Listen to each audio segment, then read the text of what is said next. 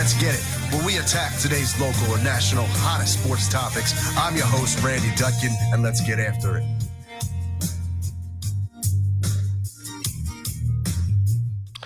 Good morning, ladies and gentlemen, and welcome to Let's Get It. I'm your host, Randy Dutkin, who finally got the time right there on the intro. I even got a thumbs up. Hey, man. Oh, thank you. That's how I got a good night's sleep, focused today. Oh, I didn't say no. I didn't do nothing. I said, you know what? Let me see if he's going to get it. And sure enough, he got it on point. Listen, it only has taken 114 shows or whatever. Yeah, I don't know, but it's all right though. You know what I mean? We're here. We're here.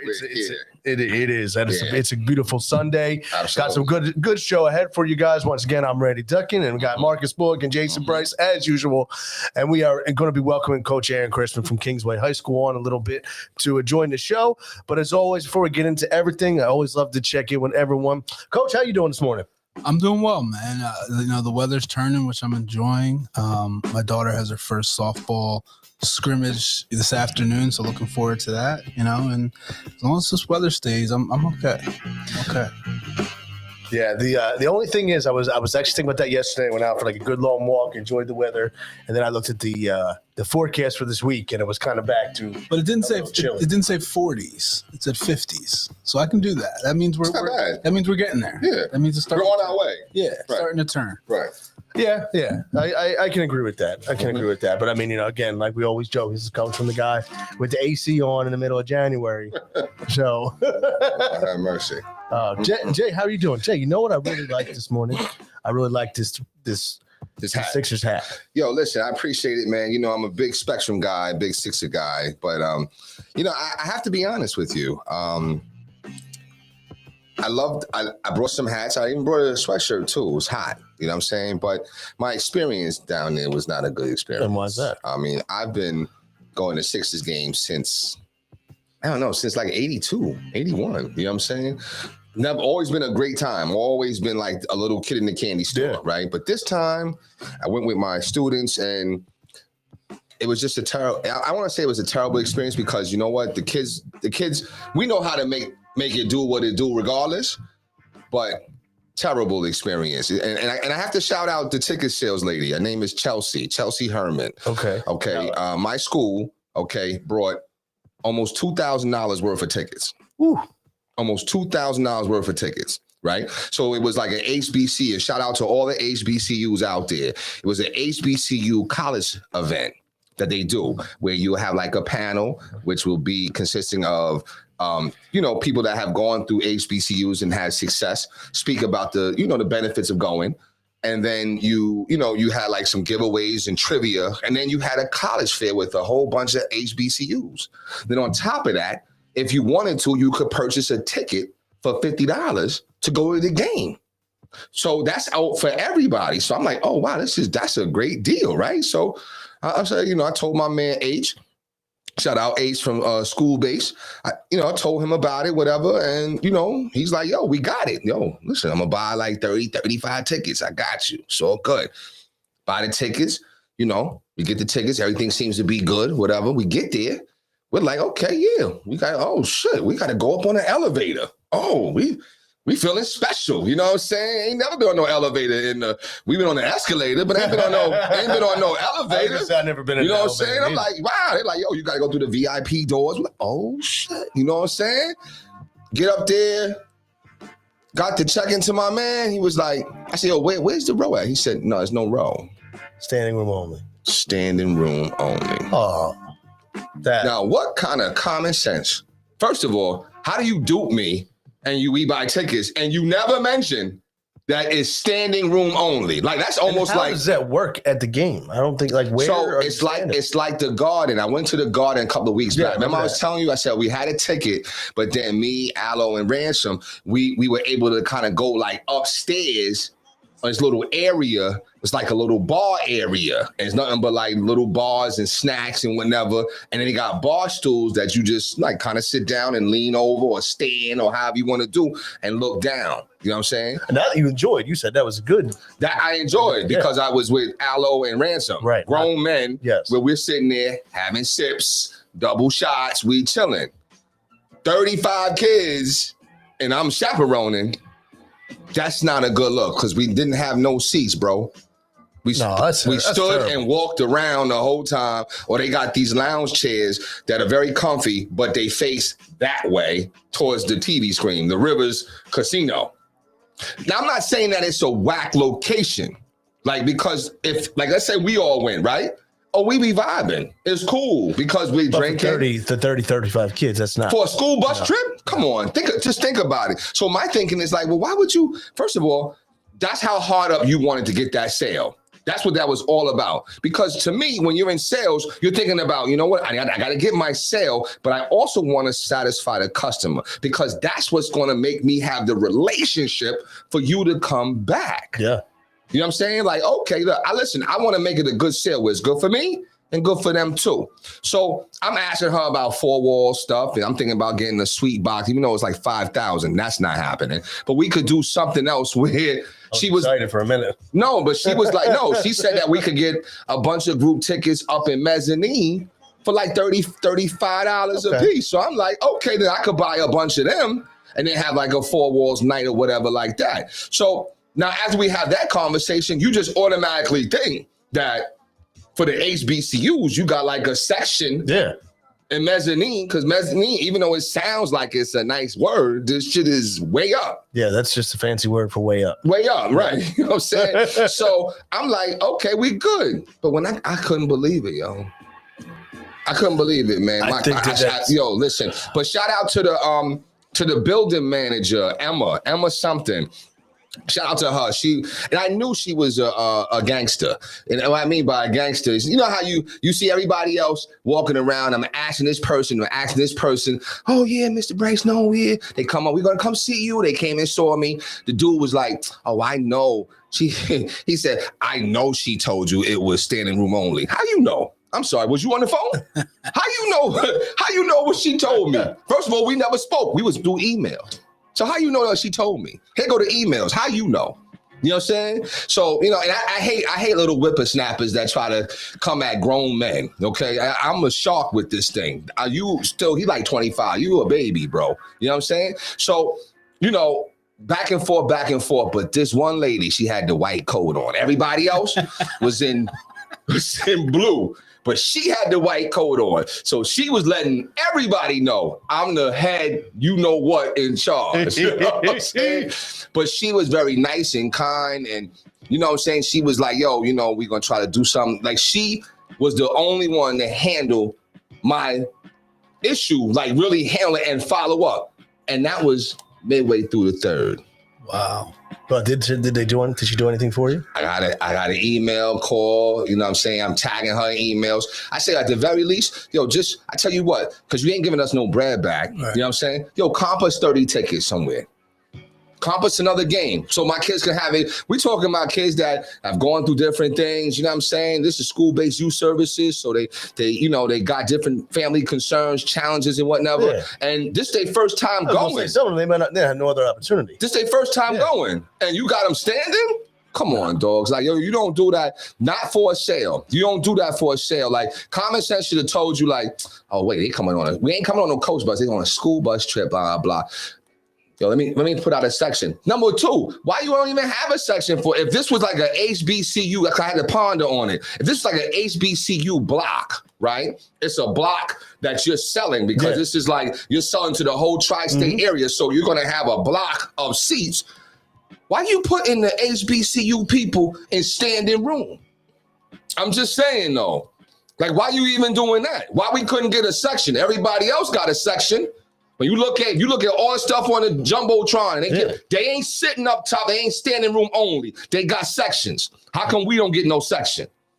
I'm just saying, like, what I've come to understand and learn time and time again is that, you know, there's different, and I'm not saying that's Chelsea thing, because maybe she was just being greedy and not mindful, and that's cool too. Or maybe she had her own biases.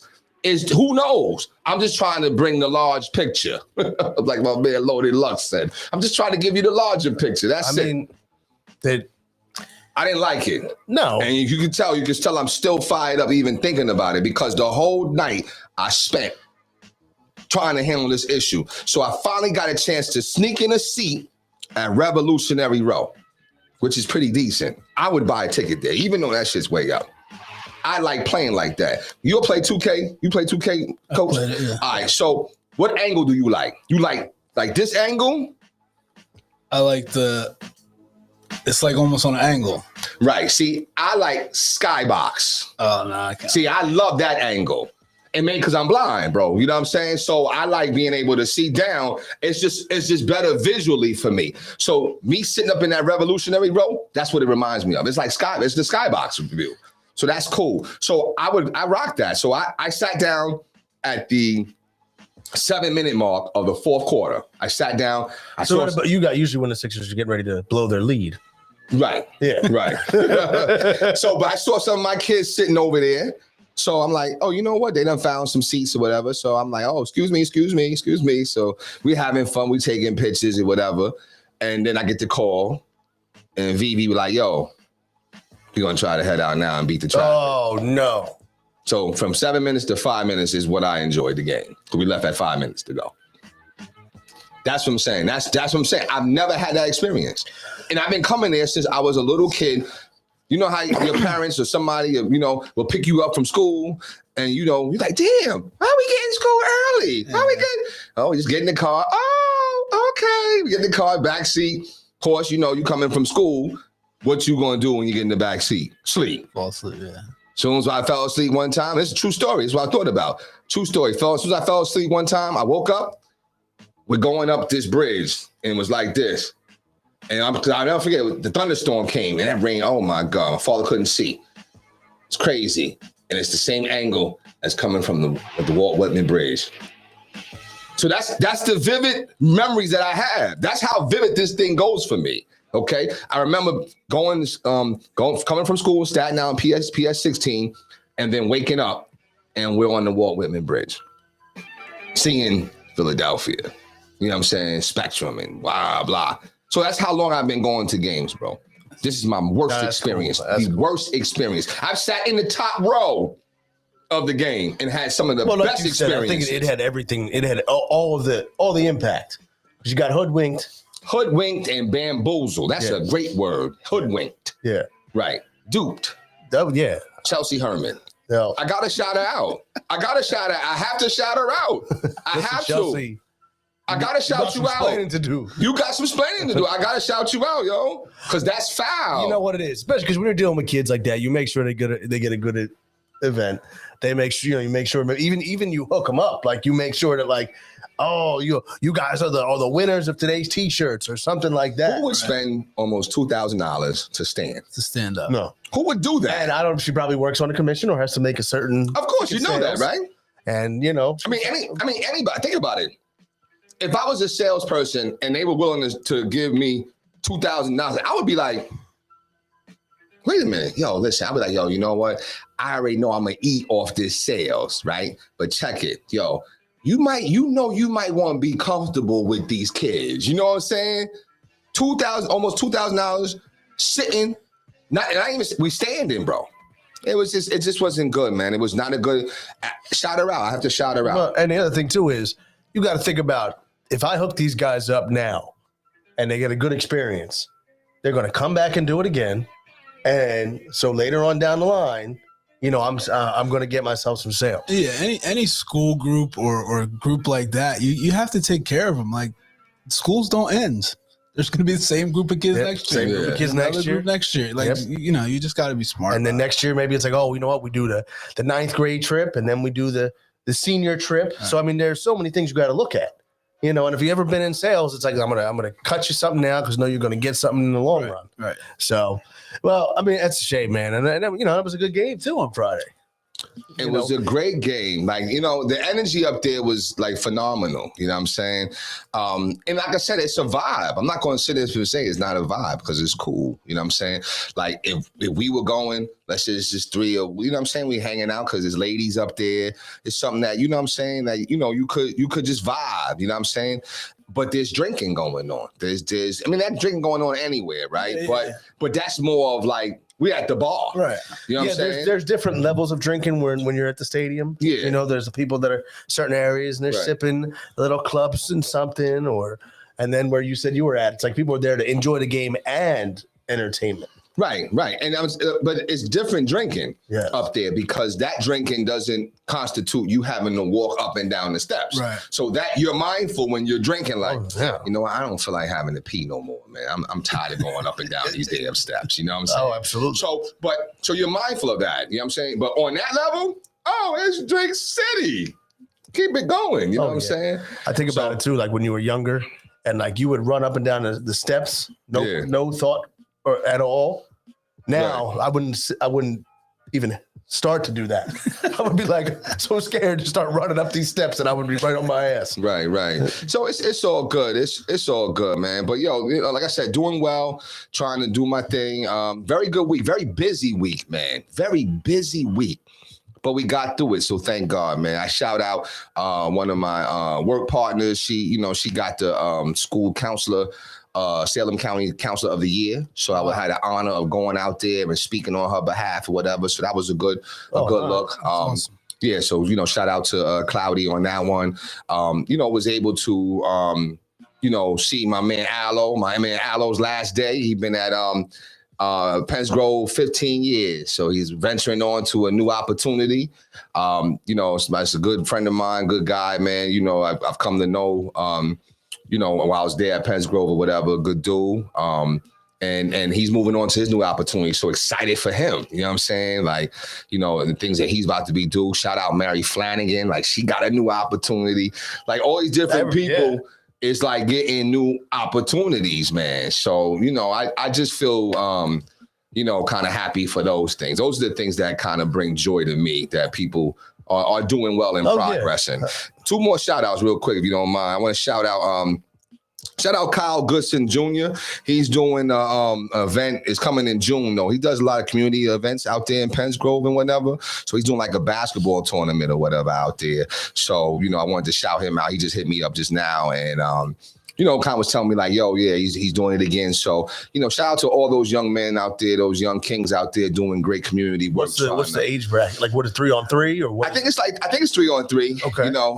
That was the one I wanted to. I wanted to have my son and some people come out there, but then I think I told you with Latrell, whatever. But they was in that tournament or whatever at St. Augustine's or whatever. So didn't necessarily work out, whatever. But and it's not going to work out this time, you know what I'm saying? But I'm definitely going to go there, support those little kids out there. It's a great community, man. Like, that's why I said, even though we went to the Sixers game and got played like that, Penns Grove is all about, the perseverance, man. So we going to make it do what it do. So the kids still enjoyed themselves. We going to make it do after we get over the initial. Well, let me ask you, how about the food situation? What you mean? We had to pay. Oh, all right. They couldn't even hook you up? Nothing. Chelsea's terrible. Nothing, yo. Chelsea's terrible. Nothing, man. Chelsea's what terrible. I'm saying? I mean, nothing. Chelsea's terrible. She couldn't be like, I'm going to make sure each kid gets a drink and a hot dog. But the thing, you know what it is? I'm going to tell you the sad thing about it is that, you got these teams, you got these people that big agencies like the Sixers, right? So they're marketing HBCUs or whatever, because that's the way that they kind of diversify what they're doing. This DEI thing is really big. So they're, as a company and an organization, is trying to make sure that they are hitting the mark and meeting the mark on that. Plus, there's NBA guidelines that's saying that you must meet the mark. You must meet the mark. So my thing is, okay, you had a chance to really get this right? You had a chance to really get it right. But to have a standing room only, that's whack. That's whack. I'm sure other NBA teams, and I understand they do this event in Brooklyn, I'm sure they didn't have them in standing room only. Right. I'm sure they did. And the thing is, they do it. I mean, they do it at all the major events. They don't do standing room only. They make sure these kids have seats. Why wouldn't a lot of times they'll even do something where they throw them up on the jumbotron, or they do. Oh my gosh! Or they shout them out with their name. Right. Welcome to Penns Grove High. Right. Because you're supposed to be empowering. Listen, Philadelphia is a city that is kind of affluent. But you also have a lot of inner city struggles going on. So you got to be mindful of this could be somebody's first time being at the game. Right. So you want to make that experience wonderful for them. And it might not be something that they get all the time. So may not. Mm-hmm. And then you might have a chance to add to whatever's going on with the HBCU to then now come with a powerful impact from their panel. And then you as a Sixers organization empowering these kids to go to school or to think about their future. That helps your bottom line regardless. So I don't understand why they would. I just think it's poor. I think it was solely focused on, wow, he wants to buy 35 tickets. Oh, I'm getting a sale. You're right. Because you think about it, I'm getting a sale. I mean, you think about the average Sixers tickets. What we'll say, $50, like $50. Yeah. And let's say that she's like, oh, yeah, and her requirement is, I don't know. Who knows? I mean, listen, you know, but if you're a group event, you've blocked off areas for them. Oh, yeah. You know what I'm saying? Like, you blocked off, oh, you put me in this section. I mean, listen, we're going to be up top. Right. That's guaranteed. But don't have me standing room only. That's all. So shout out to him. And then shout out also, we're doing an event. Four Walls doing an event. So, this is going to be shared out there. And so I want to get this out in the beginning. It's going to be shared out there, whatever. Wednesday, March 23rd, we are fundraising again at Wendy's. Okay. So I definitely need everybody to come out there.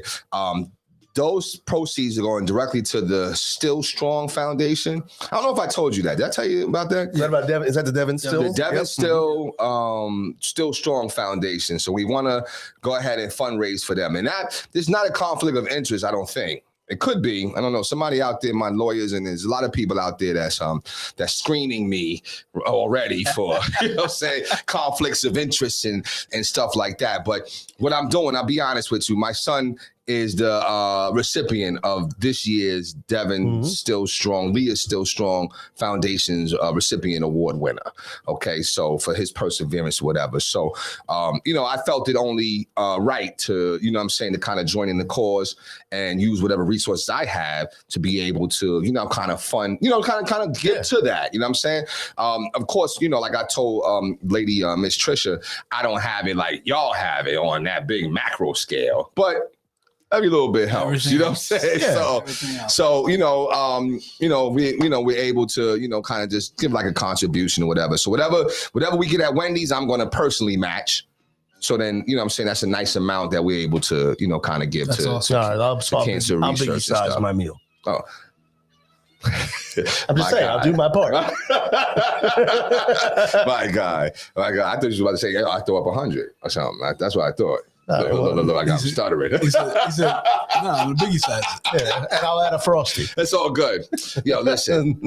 That's all. I mean, you know what's crazy? Think about like when the Sixers, when they miss and those fans get all excited because 2 misses in a row, you get a free Frosty. Yeah.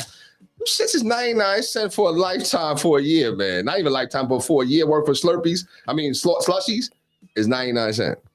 It's still a principle, though. It's a principle. It's fun. And then, everyone gets hyped. Free's free. I mean, look, listen, the hype, I understand all the good shout outs. Actually, when we're doing shout outs, I want to shout out to Macy Middle School.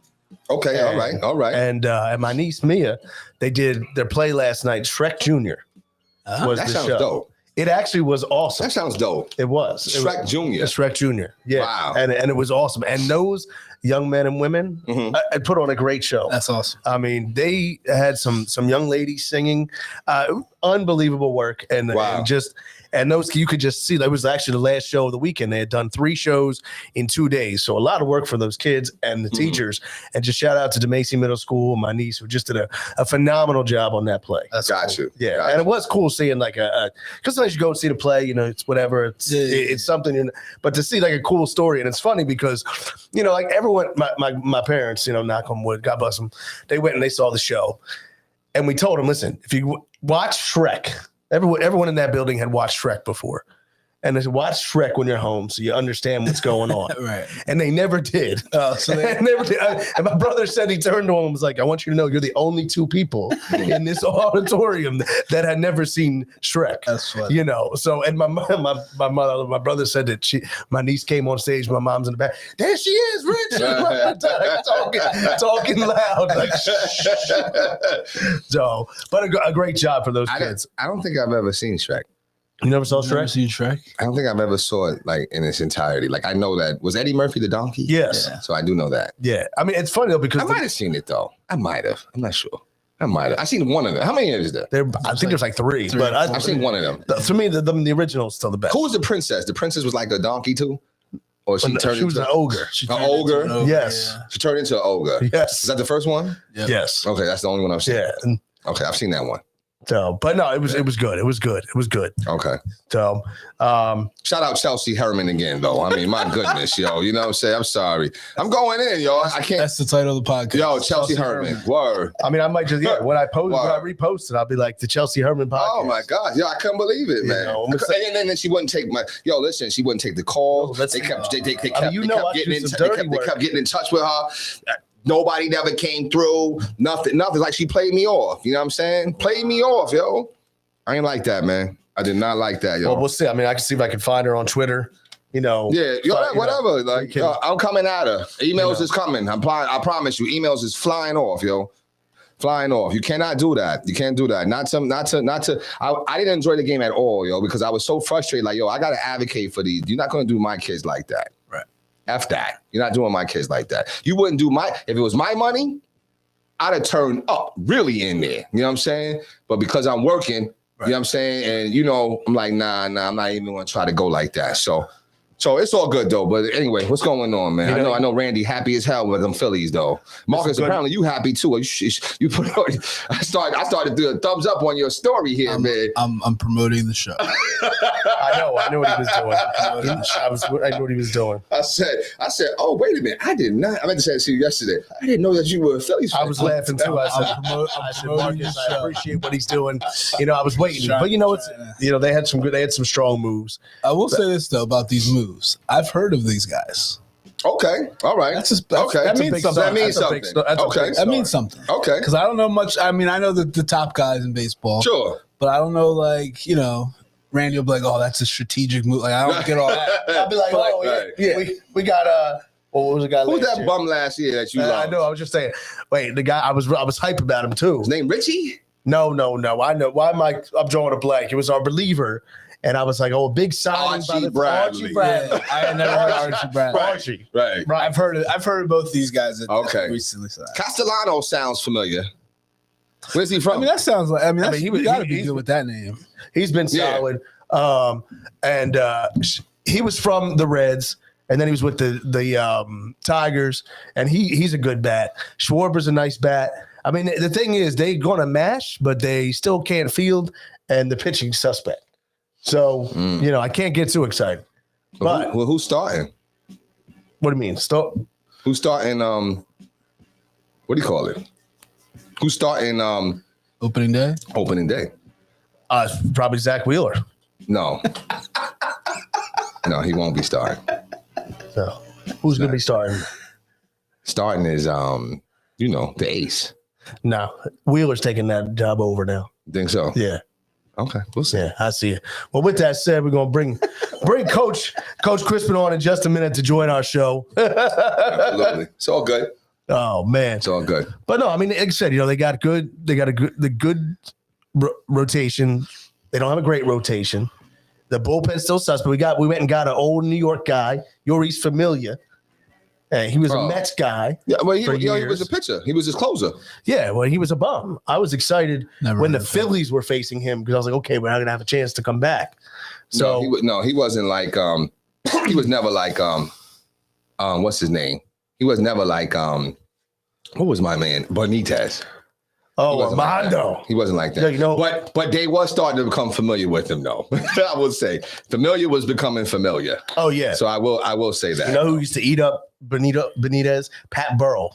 Did he? Used to eat up Armando Benitez. Okay. I've heard of Pat Burrell, but I've never heard of him like being like a slugfest. Well, I mean, Yeah, I've never heard of that. I'm just being honest. I mean, he was tough though. I like Pat Burrell. I did. He didn't win a ring though, did he? Yes, he did. Yeah, he did. Yeah, he did. He won the ring.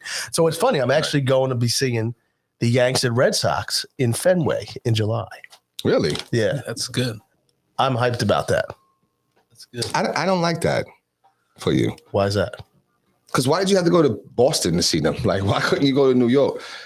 You know what I'm saying? Well, I mean, it's all part of a trip up to Boston because I've never been there. So we're going to go up and go do the whole Boston scene up there, the historic part, do that. And if I'm there, I'm going to see Fenway. Who are you rooting for?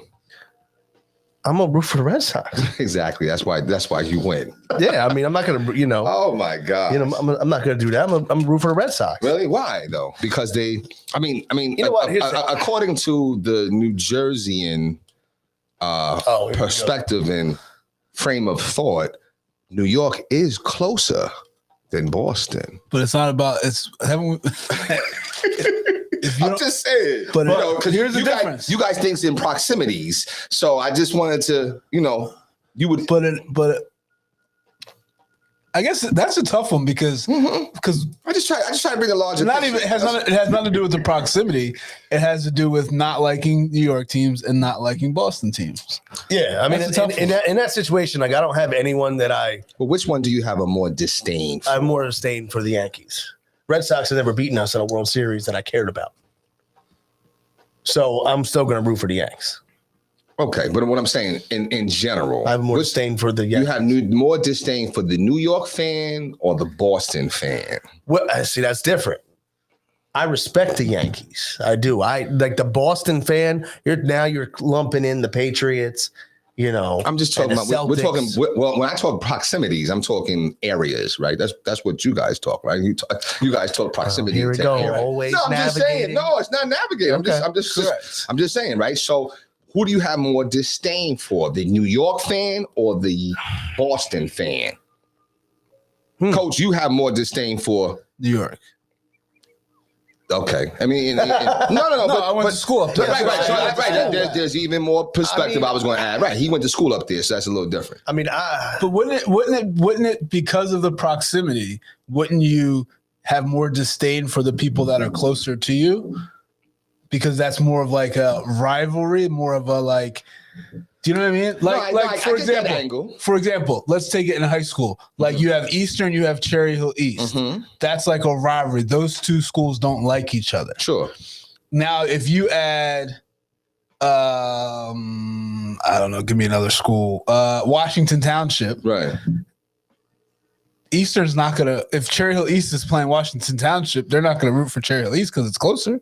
I've seen so many Eastern folks in Cherry Hill stands when they were playing Lenape.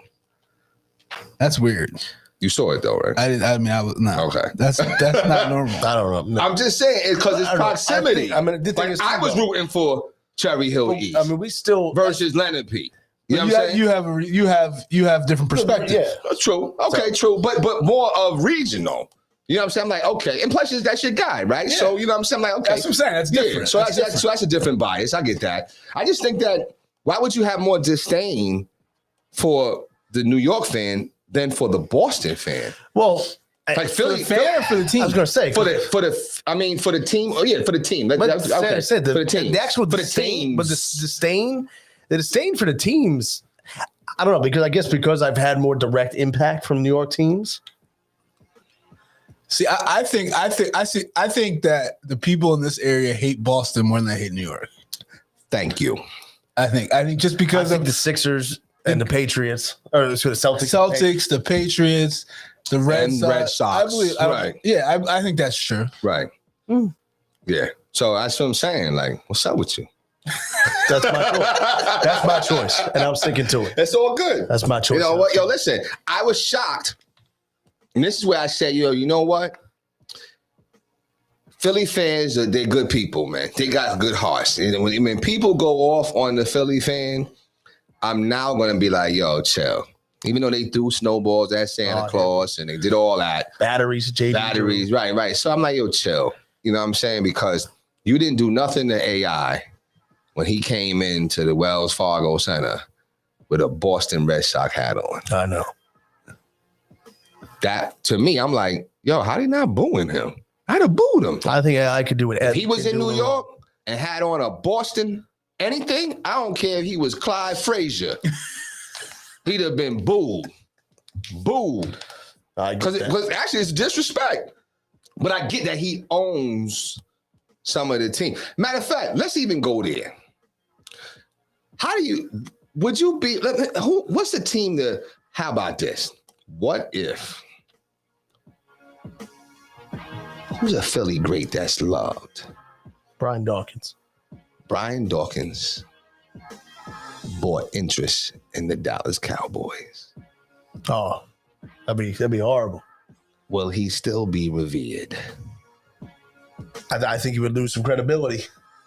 I think he. But you know what? I don't even like that comparison because you know what? Because he's football to football.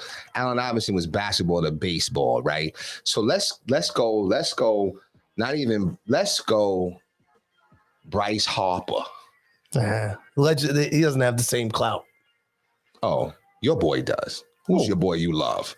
Oh, Chase Utley. Oh, well, Well, I mean, let's go Chase Utley. Like Chase Utley means more to Philly fans than Bryce Harper. Okay. Yeah. Okay. So let's go with him wearing a Cowboys hat and him buying interest into the Cowboys. What would Philly fans do? It would be a problem. It would be a problem. It would be a problem. I would not want to see that.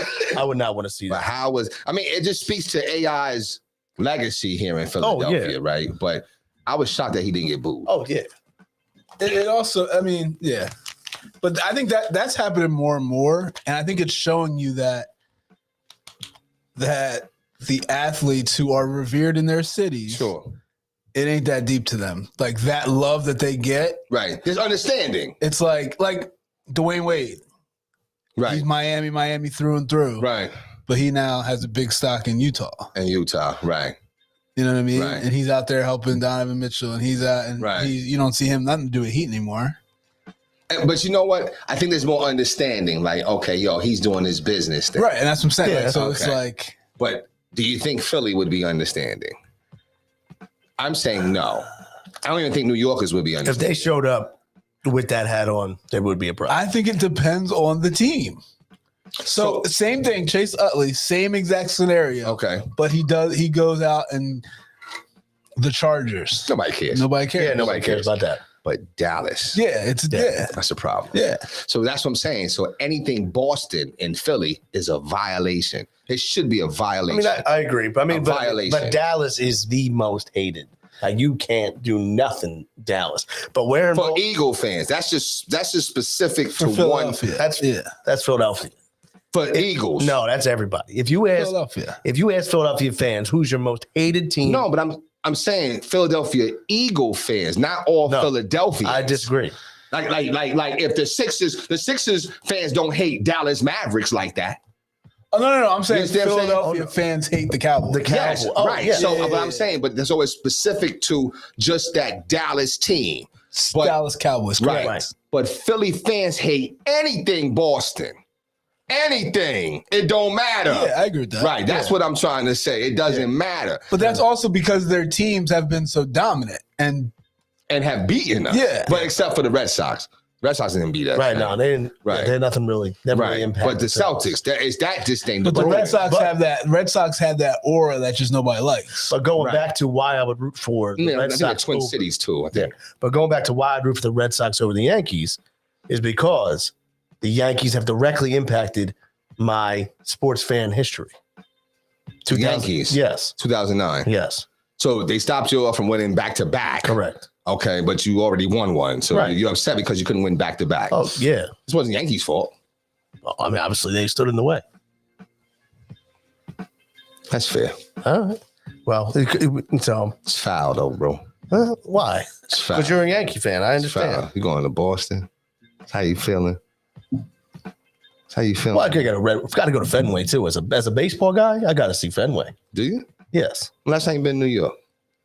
Oh, in New York. You know what I'm saying? As a baseball guy, did you go to Yankee Stadium? Oh, yeah. You did? Yeah. When? 2010? 2010? I'm not talking about on no class trip, man. You know, no, man. That's not a class trip, man. You know what I'm saying? This was not a class trip. Those were friends. We went there. Y'all went to Yankee Stadium, the old Yankee Stadium. The old Yankee Stadium, Monument Park and all. I got pictures in a Yankees jersey and everything. But you went to the old Yankee Stadium? Old Yankee Stadium, yeah. That's how I know you ain't going 2010. See what I'm saying? You went way before then. No. Because the Yankees won in 09, didn't they? No, Yankees won in... They won in 09. 09 at the new stadium. So then what year was it? I know, on a class trip. No, it was not a class trip. But then it must have been 2008. It must have been No, you know my God, I'm way off on the years. You're right. This was 2007. 2007. Okay. 2007. Right. Yeah. You're right. I'm way off on the years. Right. 2007. Right. Senior trip. No, it was the senior trip. I was in college. My friend, it was my friend Lisa and another Lisa. And then Be careful. Was it Tony? A lot of names. No, it's Right. okay. I mean, listen, Hey, but listen, you don't want no problem. Like, yo, who's Lisa? no problem. Who's New York with Lisa? Who's the other Lisa? Right. Well, Lisa and Lisa. I never knew you went to New York. Oh, no.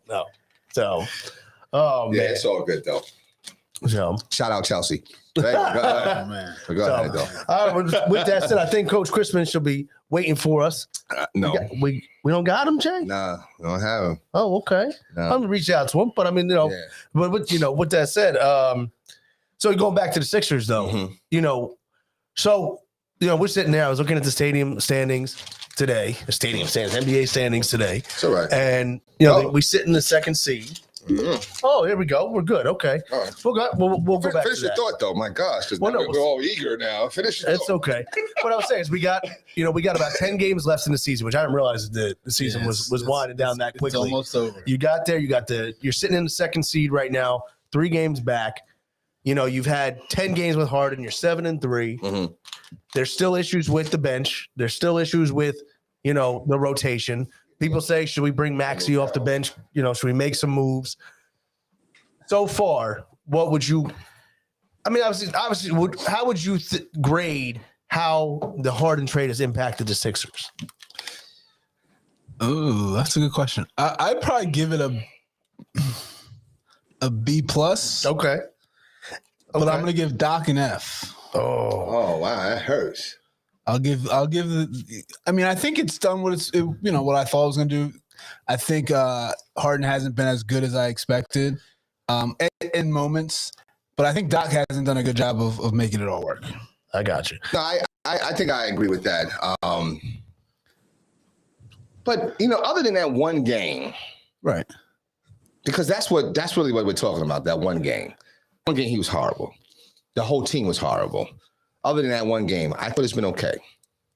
Like they still beat quality opponents. For sure. Like Dallas is a quality opponent. Cleveland's a quality opponent. Chicago's a quality opponent. So they still beat good teams. Yeah.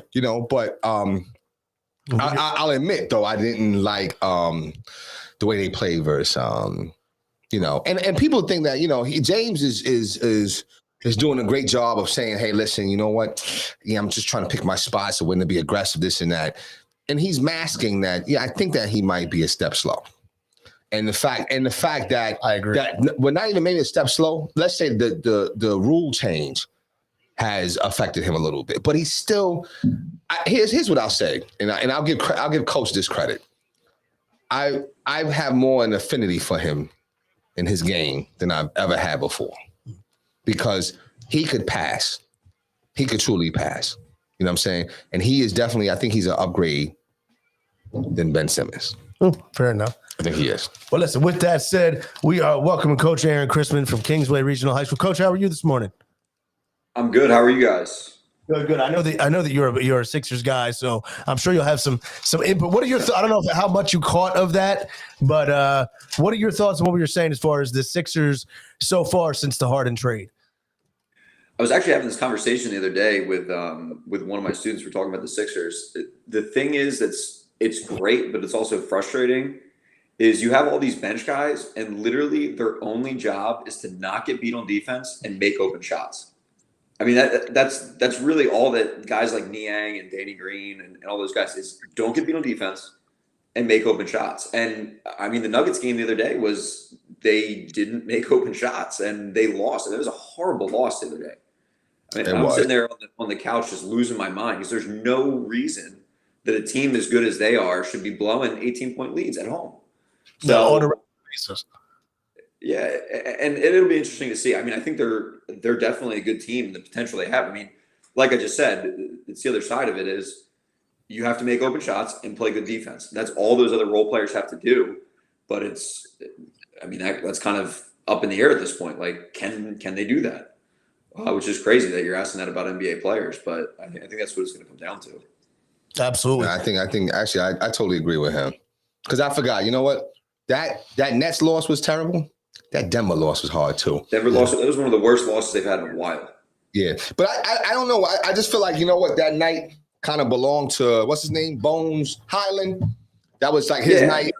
You know what I'm saying? Like he's coming home. He's in the NBA. It's his first time coming home. You know, he broke his or he tore his patella tendon, jumping out a window. Yeah. Story behind it. Those things you know, it's like if we had to lose for him to have his glory.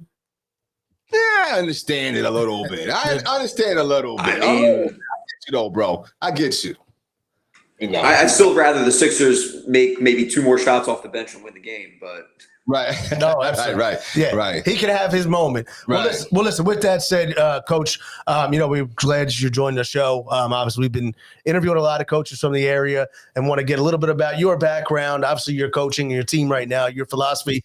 Start off a little bit about your background. How'd you get into your love of basketball, get into coaching, that type of thing?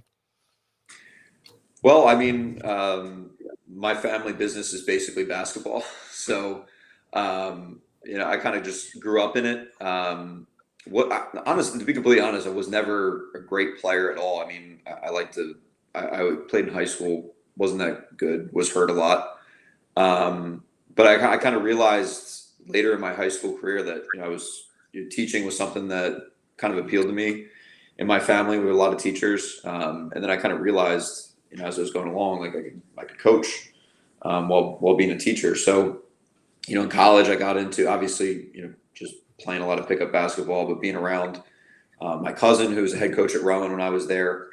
You know, I got an opportunity to volunteer with Coach Myers over at Pittman. So I got into it, realized it was something I really enjoyed. And I mean, the opportunity at Kingsway has kind of just been like, I mean, I'm really fortunate. I get a chance to, you know, start, you know, teaching right away out of college, and then going in as the freshman and JV coach my first few years, and then, you know, getting the varsity job, you know, in my 3rd year. I mean, it was really a great opportunity, and I've just kind of you know, taken every opportunity that's come. But I've got, you know, a lot of people around me and family members and others who have, you know, helped me along the way. All right. And now you said you went to Rowan also? Mm-hmm. Yeah. Oh, you're a Rowan guy. Now, when it came to like kind of, you know, when you started out, your freshman and JV coach, and even now, what's your approach to coaching? What's your coaching philosophy, and, you know, how you would apply it to your team now? Yeah, I mean, I would say I'm a player's coach. You know, it starts just building relationships with your individual players. It kind of helps, you know, just being a younger guy. I can relate to them in that sense. So that's definitely you know, having a relationship with each of your guys and knowing what they need, knowing how to coach those guys individually has kind of been my main thing. So yeah, it starts with a relationship and knowing how to push guys, you know, knowing what you can get out of them has been big. But I mean, for me, it's a learning experience. I'm still learning every day. I mean, I'm young. I'm an open book. Every practice, every game, I'm trying to learn something. But the big one is that I realize is building relationships is kind of the foundation of all of that. Absolutely. So kind of turning attention to your team in particular this season, tell us a little about how your season went, highlight some of your players and that for us. Well, I mean, this was a huge year for us. Obviously coming off of what was a ridiculous season last year, and, you know, 15 games and no state championships and all the COVID restrictions. We and my first 2 years, we really dealt with a lot of culture issues. You know, guys weren't being held accountable. Guys weren't really, you know, pushing each other to be the best that they could. And, you know, this year we really wanted to set a foundation for, you know, building a good culture, something that can be sustainable. And I give, you know, all the credit in the world to my seniors. You know, Colin Gill and Jordan Keels were my 2 main rocks, not only as on the court, but also off the court, and holding guys accountable, coming to practice ready to work every single day, and kind of setting that precedent for what we need to do to be successful. So we had a pretty good season. We were 15-12. I had only 2 varsity guys played every varsity game. So I had 7 rotational guys miss considerable amounts of time throughout the season, whether it was COVID or injuries. So we dealt with a ton of adversity, but the guys really handled it well. And you know, I had some sophomores, and Jahan Green and Jaden Martin Cooper, who are going to be, I mean, really, really special players, but had an opportunity to contribute, you know, this year as younger guys. And like I said, with those seniors who really set the precedent and really set that culture, those younger guys, I mean, it's going to pay dividends down the road with those younger guys who are really special athletes, who had a chance to contribute this year. But hopefully going forward, I think we have, a good foundation, which this was a big year for. Absolutely. Coach, what do you have for Coach Chris? Yeah, absolutely. So, Coach, I'm looking at your schedule here, and you guys are in the Tri-County Conference, obviously. But I see, you stepped out, you played Eastern, Shawnee, Washington Township, RV, Haddonfield. So just talk about a little bit about your philosophy on that with your scheduling outside of conference and challenging your team and things like that. It's a big challenge. Being the Tri-County Conference is so big, but there's only five Group 4 schools. So, right. Great competition for the Group 1s, pretty solid competition for the Group 3s. We don't have many Group 2s in Tri-County. But it's always a challenge for us when we go to get PowerPoints and to get, a good test. You have to go outside of the conference.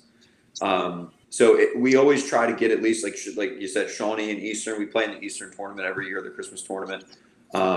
It is always a challenge for us, and it's always something that I try to do to get that out of conference competition because, there's always some good, Pennsgrove is always a great Group 1. Glassboro's had some good teams.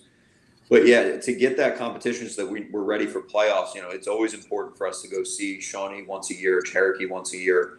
And that's something I always try to do. But it always is a challenge trying to fit those games in and try to find those teams that, we may see down the road, but also those teams that can play, and good players. So the scheduling is always tough, but always try to get 2 or 3 Olympic conference teams in there, once or twice a year. Gotcha. Now, looking forward, with the schedules changing for next year, with the, games dropping down, the number of games that we're playing, and also now there's no tournament of champions. Just speak on those kind of changes and what your thoughts are on that. Well, that's a great segue because I was just going to say next year, building that schedule is going to be so tough because we're getting Washington Township is joining our division. I don't know what Timber Creek is doing. I don't know if Timber Creek's going down to the other division or if they're staying. But, that's 10 games right there. That's just division games. And then we have to play the Liberty division once a year. So it's Cumberland, Highland, Triton, Delsey, et cetera. So, that's 14, 15 games that I don't have any say over whether we play those games or not. Those games are just added right away. So then you have to, I don't know if they're going to do the conference tournament again next year, which I think we should because I think it's great. But it's tough. And when you have to go find as a Group 4 school who needs that competition and those PowerPoints, it makes you really have to select those non-conference games and you have to kind of hand pick who you're going to play. So it'll be interesting. I haven't really looked, I'm still in, postseason stuff. I haven't really looked at scheduling next year, but it's going to be, it's going to be really tough going in and deciding who do we play in those non-conference games. Right. Now, you mentioned how basketball is your family business. So just kind of speak on your family and how it was growing up with I guess 2 older cousins that had a ton of success and kind of made your name that last name you have very famous in the area. Well, the thing is Joe and John pushed a legacy that had already kind of been set. It started with my grandfather. He was he was a Woodstown High School back in the late 40s and 50s, 998 career points, 12 varsity letter athlete. Coached over at Camden County for a while, Camden County College for a while. So, he was really the first one who kind of instilled that. And that's where, his oldest son, my Uncle Steve, was a coach at Glassboro. So the foundation was set for a while. And, Joe and John were really, we're talking about March Madness. I was, 6, 7 years old when they were, going to the Sweet 16. So my first experience with the NCAA tournament is, going down to Atlanta to go watch Joe and John playing the Sweet 16, which is something obviously, you remember. So yeah, just them, following their legacy. My cousin Joe playing in the NBA for a little bit. When you're 6, 7, 8 years old and it's your cousin who's playing, it was awesome. You get a new appreciation for the game and appreciation for, the professional level. But and then also just being able to learn. Like when I tell you, Easter Sunday, we're watching, either March Madness if it's early, or we're watching the NBA, and you got my cousins Joe and John talking about basketball at the level that they know.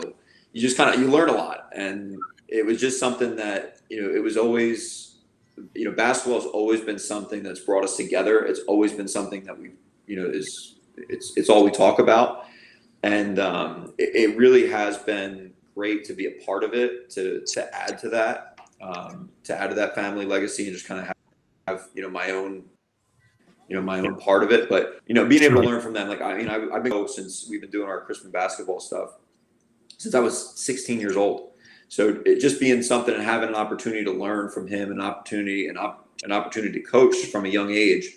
It really has been important for me. It's been great. Cool.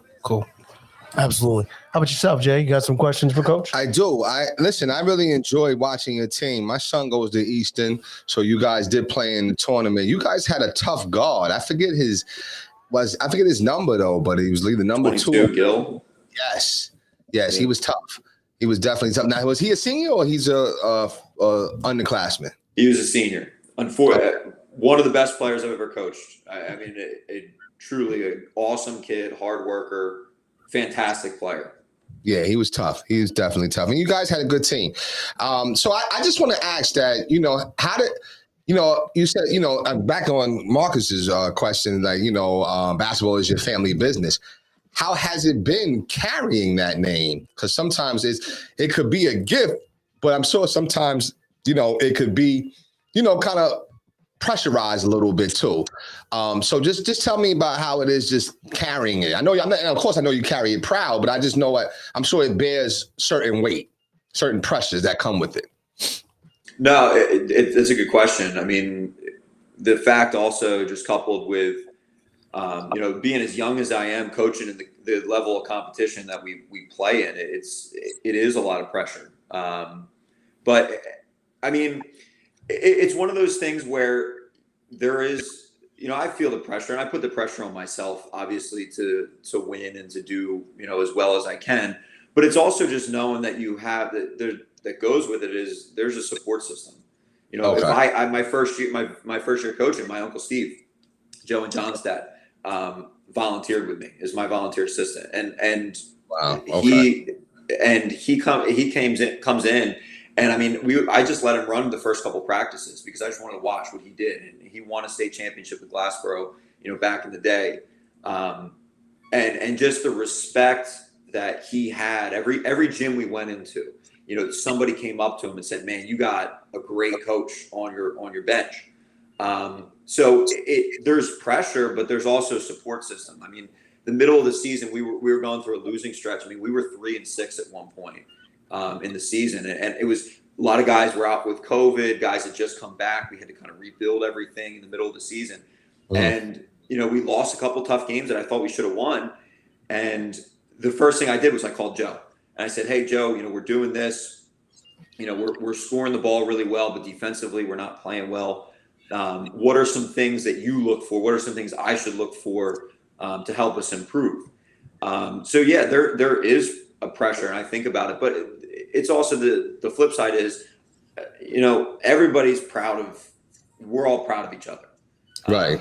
My younger cousins who are playing, my other cousin who's a coach over at Sterling, we're so proud of everything that we do. And, going back to my grandfather, he would, if he were still here today, he would be the first person to stand saying that he was proud of everything that we do. Sure. So, there's pressure, but it's also like we love the game and we know that we have, we're helping other kids love the game. So, there's pressure, but there's also a support system that, truly is something to be able to fall back on the knowledge that so many other people in my family have is really great. Yeah, no, that's good stuff. I was able to see,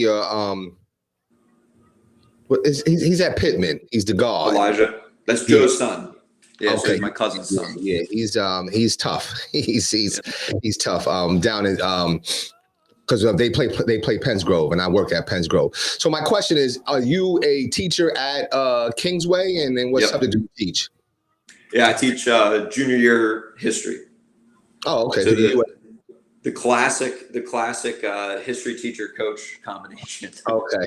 All right. That's cool. So how long now, and how do you find out relationships, I guess, being able to, be in the building, but also, have your kids on the team too? It's a different level, right? It's a different, but I don't think it's a different level. I'll just say that you can shape and mold them a little better as far as his behavioral concerns may come about. I mean, I think there's something of being in the building with the kids every day. Big game day is always great because you're seeing the guys, they're all amped up. They got their uniforms on in school. That's always great. It definitely helps just being a part of this whole and seeing how obviously the basketball team is a big part of that. So that's definitely something that's great. We have kind of an open lunch, like a unit lunch schedule. So I mean, every day I've got the entire varsity team is just eating lunch in my room. We're watching. I mean, we did our premiere of our season highlight tapes on Friday. So, the guys that come in, they're excited. They build, relationships with each other. So, just seeing guys, every day is great. And like I said, I'm a player's coach to begin with. And a lot of those relationships are built in the hallways. If one guy's not, picking up the slack in the classroom, it's a conversation that you can just have right away. You grab them in the hallway and you say, hey, what's going on in your math class or what's going on in your English class? It definitely makes that part of coaching a lot easier. And also just, building that the culture, kids, I get some flack from the kids saying, how do we lose that game last night when we're, sitting in study hall or sitting in class? So the teaching part, it makes you a better coach because you learn how to teach kids of, different backgrounds and different, learning styles. But being a part of the school as a whole is really great. It is a lot of fun. That's good. And how long have you been coaching at Kingsway? This is my fifth year overall, third year as a varsity coach. So I did JV and freshman the first 2 years. Okay. All right. Yeah. Good stuff. And later on, I'm probably going to ask you. Well, actually, I'm not even going to ask you later on. I know you were listening to, you were listening in. We were talking about the Sixers and stuff like that. So just before you go, because I know Randy has some questions, I just want to, get your sentiments. Not now, but when you have time to give it at the end. What you think about Randy going to see the Boston Red Sox and. At Fenway Park. That's my goodness. But other than that, I great stuff though, Mr. Chrisman. Great stuff, Coach Chrisman. Listen, you know what, Coach, address this question real quick before I move forward. Now, if you, as a Philadelphia fan, because I know you are all Philly, and you're a Duke fan, which again is just it's all right. But now look, either you're a Duke fan or you root against Duke. There's really no in between. Okay. So. Well, as a Philly fan, like I said, I'm going to root for the Red Sox because the Yankees have had more of an impact directly for me, especially as a baseball guy. I get that. I get that sentiment. There's nothing wrong though with just going to a game to go to a game. That's what I was about to say. Thank you. I mean, look, if I'm going to, I would love to go to Fenway Park. That'd be awesome. I would just kind of be the casual observer. I'm not rooting for anybody. I'm just watching. Watch the game. Right. Yeah. Mm-hmm. And that's more of my reasoning. I would be fine with He's switching. No, I'm not switching. I would just like to see a good baseball game. He is switching. But ideally, I'm going for the historic part of it. Okay. But I did want to ask you, Coach, go back. We always had a big thing. All our coaches that we've had on, we've talked about, and the topic of captains. And there's a two-part question. A, do you if you do have captains, and how do you go about having them selected for your team? And what makes up a captain on your team? Kind of three-part question. So 2 years ago, or my first year, I had one captain that was set, and then I had them vote for the second captain, and it was the guy that I would have chosen anyway. Last year, we just had one. This year was kind of we didn't even actually have a meeting about it. It was just kind of Colin Gill and Jordan Keels were the ones, and they were selected kind of by the guys, but it was done in October. I mean, Colin was pulling guys out of bed at 5:30 to go to the gym, and they just called him captain.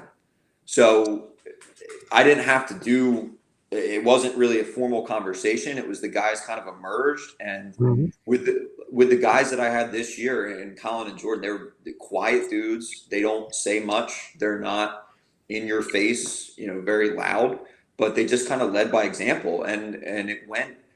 And I watched them as the season goes on, kind of move into that role. And we came in our first game against Delsey, 7 guys out with COVID on the varsity roster, 7 guys. Wow. So I had 3 players playing their first ever varsity minutes, starting and playing the entire game. And Colin and Jordan were the only ones, and they were starters last year. And it was never a conversation that we had, but they they even more so this year in that situation when I was missing 7 varsity guys. When I had some guys who were fringe JV players starting a game, they emerged even more. And we had a meet after the game. We lost the game, but we played as well as we could given the circumstance. Jordan sat there and he's like, "Look," he's like, "you guys played incredibly well, and I'm proud of you guys." And that respect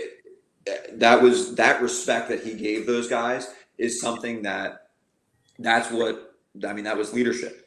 And they kind of just took that role without a conversation needing to be had, because they were thrust into it. And I said it a little bit before, but this was the year that we tried to establish culture, and those 2 guys in what they established in waking guys up at 5 a.m. to go work out, leading a group of sophomores who were playing freshman basketball in an empty gym last year to starting varsity in a season opener game.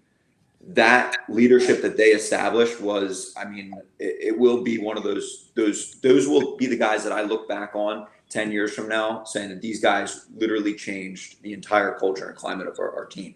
So I don't have an exact science. This year, going forward, I think I have a decent idea who my captains are going to be, but it's just kind of something is who is pushing the work ethic, who's pushing the effort that we want to see. And guys will just kind of gravitate to it. Guys kind of just fall in line.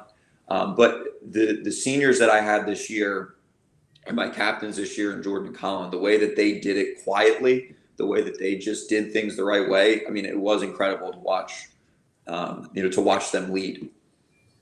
No, and I think sometimes when that just develops like that, it makes it a lot easier on you as a coach, for sure. So for sure. It makes it night and day. It makes things so much easier. Absolutely. Now, did you have anything for Coach? I just want to touch on this Duke thing real quick. What is, and I don't think it's a bad thing. I'm joking. What draws you to Duke? Well, so I kind of got into Duke. My cousin Jason is a huge, he's a diehard Duke fan. For me, I have levels. The Eagles are my number one. When the Eagles are on, I am stressed out, angry when things don't go well, and it sets the course for the week. No, I would be too. I understand. Don't let him get on the door. Go ahead. I understand it. Can you? My cousin Jason is like that with Duke, and it was. I watched basketball with the guy. I was watching basketball with him last night. So years ago, it was just one where watching him ride high and low with Duke, and then also the fact that they're good.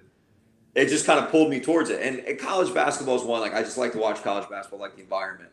But, watching Duke with him and just, watching a lot of games, it kind of drew me to it. Coach K does a terrific job. I understand the hate because, I understand why people dislike it. It's the small school atmosphere, the crowd, the players they've had are pretty incredible. To be completely honest, I don't know how far the team's going to go this year. I think they probably lose next weekend if they don't lose today. But the talent that they've had and Coach K's legacy is something that I've always liked. Good stuff. Fair enough. Yeah. Now, I want to ask you, Coach, because I know that we always like to get our guests' opinions on local sports teams. Mm-hmm. Your thoughts, and I see the eyes. I can feel them right here. But that's okay. Yeah. No, I thrive under the pressure. What are your thoughts on the state of the Eagles currently, and where should they go in the draft? I know. They're they're in a great spot. Obviously Jalen Hurts is the biggest one. Is he somebody that, and you say with quarterbacks is you either have a top 5 quarterback in the league, or you have a quarterback who you pay less, might not be as good, and then you just build good players around them. Right? I think the Eagles are in a great spot with 3 draft picks. I mean, I was hoping they were going to get one of these superstar wide receivers, but it doesn't really look like they're going to get anyone, which unfortunately means that they might draft another wide receiver. We know how that's gone. I mean, I think they're in a good spot. I think you have to get better defensive players. So 1 or 2 of those first round picks has to be defense. Yes. You got to probably sign another free agent, and then the one that I'm most focused on. What's the future plan for because that offensive line is the reason they made the playoffs. Like, plain and simple. They start running the ball, and it's because you have Jason Kelce and all these other guys and Mailata who are phenomenal. Obviously, you got Mailata coming back. Lane Johnson maybe has a few more years. Who is Jason Kelce's replacement? Because you don't realize he's the most valuable player on that team. And what is your plan for that offensive line in the future? I think is the most important thing. So they'll be good next year. I think they'll win some games. I think they'll be competitive. I mean, Dallas is a sham. So like people say like, oh, the Cowboys win. The Cowboys aren't going to do anything. But it is like Jalen Hurts can win you games. I mean, is he the guy long term? Maybe. But if he is, you got to put some more superstars around him. Yeah, absolutely. Absolutely. I agree. And the offensive line, I mean, it really will come down to Kelce's got one more year. Now, He's one of the greatest to ever play for the Eagles. I'm saying, I'm just listening. You know, I do think I agree with you. Well, first and foremost, let's just set the baseline. Can we get a clap in the hands that Howie Roseman got extended? No. No. That's terrible. First of all, that's Coach, terrible. Also, number one, Jason is not an Eagles fan. That's not true. No, you're not an Eagles fan. You will support him now. That's not but true. You're not an Eagles fan. So that's where the basis starts. You know, but then secondly, I mean, the offensive line I thought was good. You know, they started running the ball. I just thought the play calling got better. Right. So which means that, you know, when you have good play calling, then you can maximize the different gifts that you have on the field. But I also think one of the major reasons that you made the playoffs is because Jalen Hurts is making plays. Yeah. Would you agree? Or well, see, that's what I'm saying. You would you agree? I mean, with his legs. He's got to be better at throwing the ball. Look, what's that one? You just tripped and stumbled all into that one, Coach Chrisman. Now, does it matter how he's making plays? He's utilizing his weapons. Okay. Let me ask you a question before you even make a statement. Were you sad to see Carson go? Yeah. I mean, hindsight. The Carson Wentz thing is hindsight. Hindsight's 20/20 on it.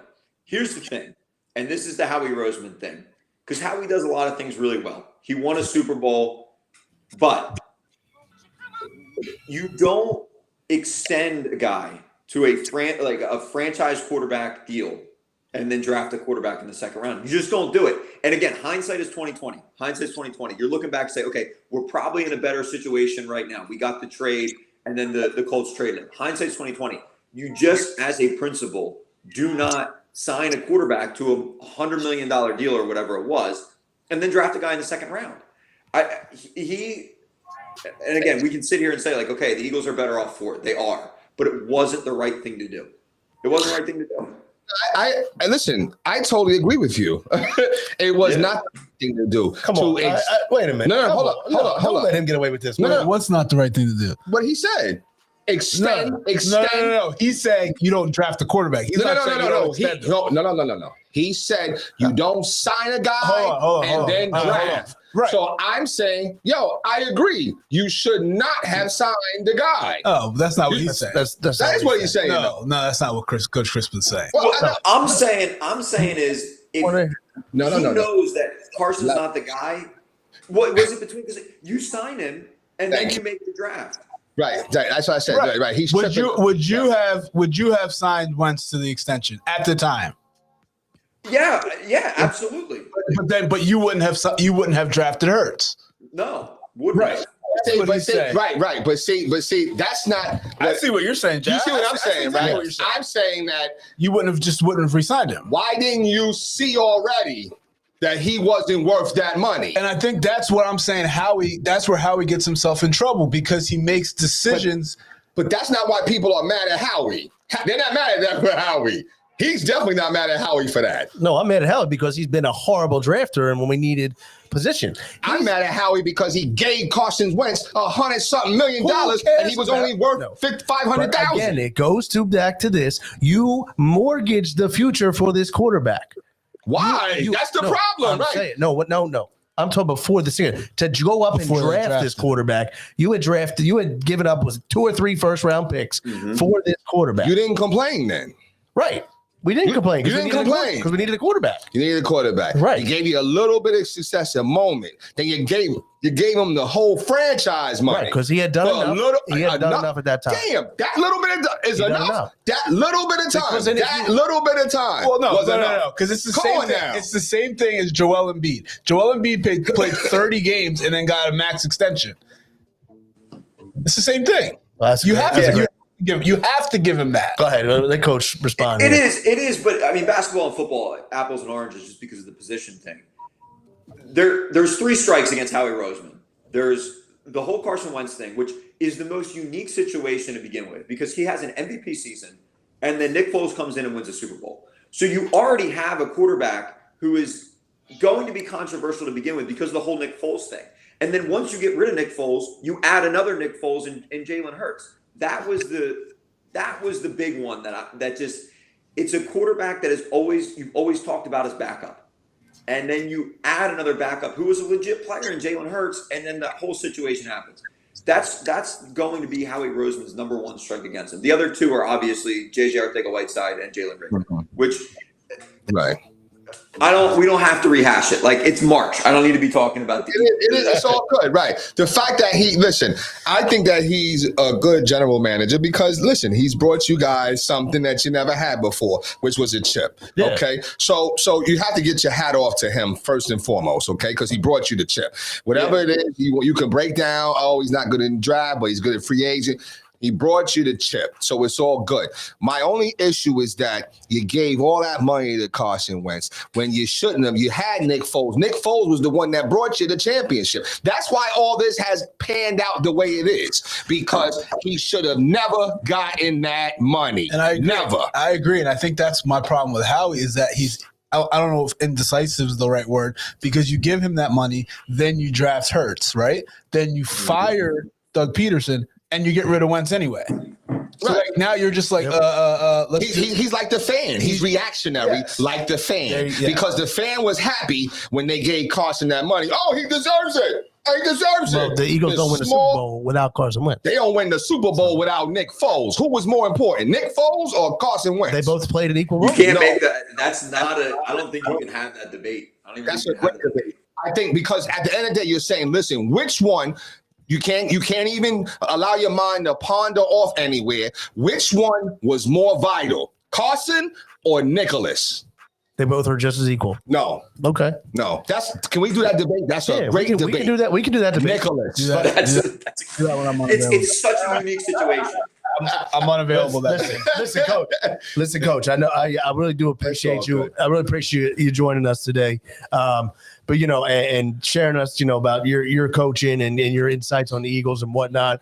Before you go, though, we always have a question that I direct to Coach Marcus over here to ask our guests. So, Coach, as we continue to try to grow our show, we have a question we ask all of our guests. Who do you think would be a good guest for us to bring on? But with that said, we're going to need your help in getting said guest on the show. I mean, it's tough. It's tough. I know you've gotten a bunch of coaches on. I mean, there's, it's as the seasons change. I mean, I don't know. You guys bring in other coaches, like high school coaches from other sports. I mean, absolutely, yeah, absolutely. Definitely, baseball season. Get some baseball guys in there to get us rolling. I know. Our baseball coach over at Kingsway, Coach Alvaro, does a great job with the guys. He's got a couple really good players. Awesome. I always think he'd be a great guy to bring on. Awesome. Okay. Yeah, we'll definitely hopefully you can help connect us to him and get him on. Yeah, we're absolutely going to be starting to make that switch towards baseball season, so we appreciate it. Yeah. So, well, listen, with that said, Jay, any last words for Coach Chrisman?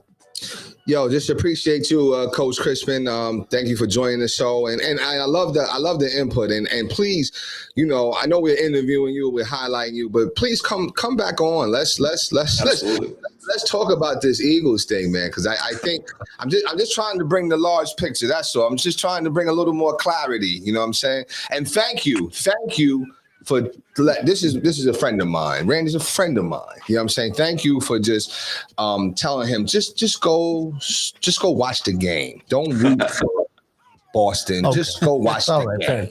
I'll wear my Phillies. Okay. You know what I was thinking about wearing my Phillies Victorino shirt. That's a good fanway punch. Where the Wentz jersey? I was gonna say, where the Wentz jersey? Bring the Wentz jersey. I don't have the fucking Wentz jersey. He's got to stick. Bring the Wentz jersey out, man. But one last question: Coach? What do you think the fact that we're going to now see him twice in a season?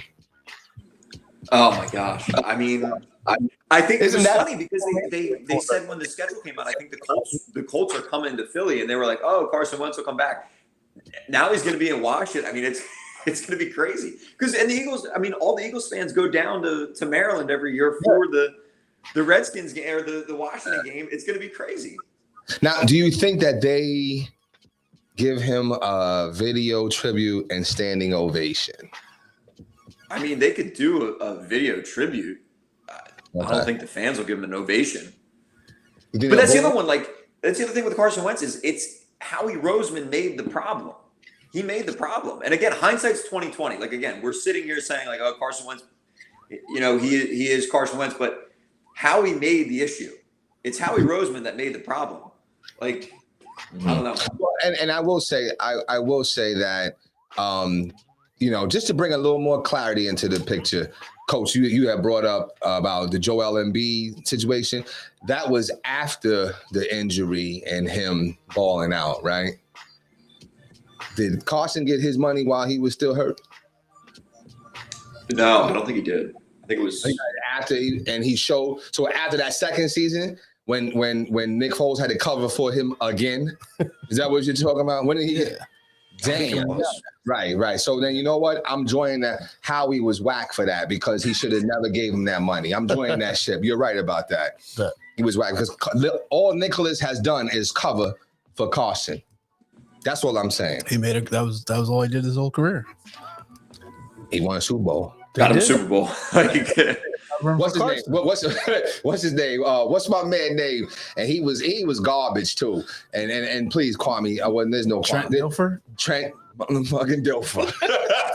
All he did was score 6 points. You know what I'm saying? And he's got TV spots, ESPN, everything, man. Oh yeah, Monday Night Football. Oh yeah. So please join us again, though, Coach Chrisman, man. You know Absolutely. what I mean? Come on, talk about how you like your Phillies. Can I just ask about the Phillies? He's a Philly guy. Not a big Phillies fan. He's not a big Phillies fan. I don't watch a ton of baseball. I mean, I root for the Phillies. I don't watch a ton of baseball, but I root for them. Okay. All right. Where'd you grow up at? I'm sorry. Can I just ask just one question real quick? Where'd you grow up at? Glassboro. Okay. So being from Glassboro, being from New Jersey. Oh, my God. Okay. Did you root for the New Jersey Nets? No, absolutely not. Why? Thank you, Coach. No, I live 20 minutes from Philly. Okay, so it's proximity. What was that word? Yes, proximity. Bro, we eat hoagies and pork roll, man. Like, okay. We do. It's a cultural thing. This is actually really interesting because my wife is from North Jersey, so she's from West Milford, so like all the way up like New York, right on the New York border. Okay. It's really funny because our cousin he's a New York Giants, her family all New York Giants, whatever. It's funny because culturally, he and I are more different than my cousin, my other cousin. Her husband is from Westchester.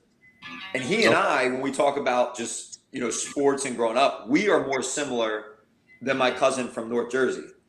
And it's just interesting how it works like that. Like Pennsylvania, South Jersey, more similar than North Jersey. It's a different world up there. Because it's two different states. It's not. It is. See, and that's where I don't get it. I don't get it. I just think that if you're from New Jersey, you should root all things New Jersey, not you root things all proximities. So that's where it's confusing for me. Culture. It's cultural. Cultural. I get it. I get it. So let me ask one more question. I'm done. Okay. It's your show too. Huh? If our NBA team came to Trenton, would you become a fan? I'm already a Sixers fan. Great answer. Would you then show? So you would not show no support for your home team? Well, no. We said this. How about if they were based in Washington Township? If they had the Washington Township NBA team. Now I said, that might be something you consider. I mean, they would suck for a while, so it would be hard to root for them. I don't know. I'm just trying to change your loyalties. Your team. No, you're right. The Sixers been my team. I'm from New York, right? So and if you move to Florida, the Sixers is still my team. Yeah, that's true. That's cool. That's cool. All right, Coach. I'll let y'all go. I just don't understand it though. I just don't understand it. But okay. And as sports fans, we know it. When the Eagles are on, there is nothing that is going to make me anxious like watching the Eagles or watching the Sixers in a big game. Yeah. There's no other team that I'm going to turn that game on and then get the anxiety that I get because I want them to win so badly. It's just engraved. It's engraved in me. It's a conditioned thing. I got you. Now, being from Glassboro, do you then root for the Blue Coats? What? It's Delaware. Delaware's close, right? Who cares about the? I'm just saying. It's proximity. It's proximity. I'm sure the Delaware Blue Coats are his favorite G League team. I'm sure. I gotta watch any G League basketball. Oh yeah. Okay. And and I think there's a minor league team in Wilmington that he's pretty close with. So Blue Rocks. It's all good. All right, Coach. Well, listen, thank you so much for joining us. I'll get in contact about having your baseball coach, contact with him. And once again, thank you very much, and we'll catch up with you later on down the line. Thanks for having me, guys. Really enjoyed it. All right. Coach. Appreciate you. Have a good one. You too. You too. Let's shout out Coach Chrisman, man. Let's shout him out.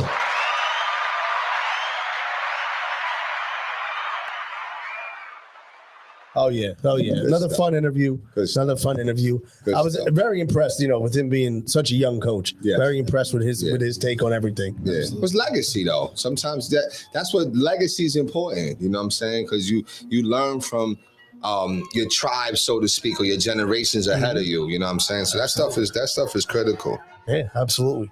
Well, listen, I think we covered the Sixers today, covered the Eagles, covered a little bit of Phillies. Was there anything that we didn't touch on today that we want to get into before our final thoughts? I mean, I'll just say that. Listen, except Chelsea. Yeah, Chelsea. Yeah, Chelsea. Chelsea Herman. Why you do that, man? It's terrible. It's all good though. Listen, we're gonna fight it out, or hopefully come to a good resolution over email. You know what I'm saying? Hopefully Chelsea will do right. So this is more of just do what's right, Chelsea. Like you got to understand, like some of these kids, they may have grown up a little differently than you or whatever the case may be. I'm not even trying to bring it to that narrative, but to just give 30 kids and chaperones standing room only tickets and don't explain it. That's the main thing. See, if you had said, hey, these are standing room only, then that's something different. But you don't sell the ticket and the ticket says row assembly room section, row G, GA, and then seat 7, 8, 9, 10, 11. Man, you don't do that and then don't say and specify, hey, these are standing room only, because you've duped me. You did. You got hoodwink and I got hoodwink, bamboozled. It's all good though. Well, with that said, Coach, was there anything you wanted to get into? I just want to. I mean, this is my final thought. Whatever you want. I just want to give a shout out to my guy Joe Cruz over at the Berlin Brewery. Yes. They had their grand reopening yesterday, and I'm not a big beer drinker at all.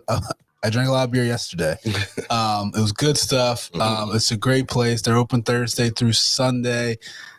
Just go check it out. It's a good time, fun time, good people.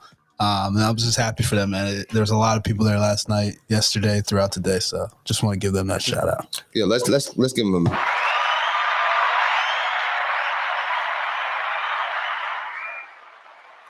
I have to second those sentiments. Delicious beer.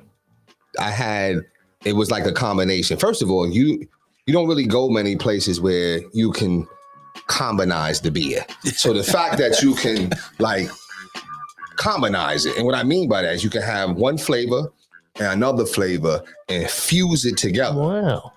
And become a whole new flavor. So what did you have? I had I kept wanting to go back to because back in the day they had a song called Pop Champagne, but it's Champagne Pop, right? And even though that one was decent on its own, because it tastes a little like champagne a little bit. Then I had, which one will you drink? The bloody orange something. Yeah, it's like I think it's called the Moonwalker. The Moonwalker. Yeah. So it's like an orange something, whatever. So the lady at the bar, shout out to her. You know what I'm saying? Because she actually brought me the beer too. So I'll shout out to her. I want to thank you. Thank you so much for that. And for your service too. Shout out to all the Voorhees teachers as well. You know what I mean? But yeah, so you fuse the two together and it's like a mimosa. Yeah. And I'm like, oh, I love mimosas. Oh, we can keep them mimosas going. You know what I'm saying? So I had, two and was nice and right. You know what I'm saying? I was feeling good. Yeah, that was the one, they got the baseball theme down there, right? Exactly, yeah. Yeah, I've been down there when it was open before, had a very good time down there. They had it, and they had like a coffee porter beer that I really enjoyed. They switch them up a lot. So there's always. I definitely love to head back down there. Yeah, it was a good time. So good time. All right, good stuff. Well, I know, and also like I said, while we're doing the shout outs, we got to shout out Coach Joe Whalen and his son, assistant coach Ryan Whalen from St. Peter's College. Or is it University? University. St. Peter's University, who obviously are the Cinderella of this tournament, marching their way to the Sweet 16. They play in Philly too, right? They are playing in Philly. I mean, Coach Whalen has been a big supporter of this show, from early on. And I mean, it's just with everything that him and his family's going through, it is really awesome to see. Little victory. Success. That's all. Little victory to set them up for more victory. That's all. So let's shout them out. Yeah.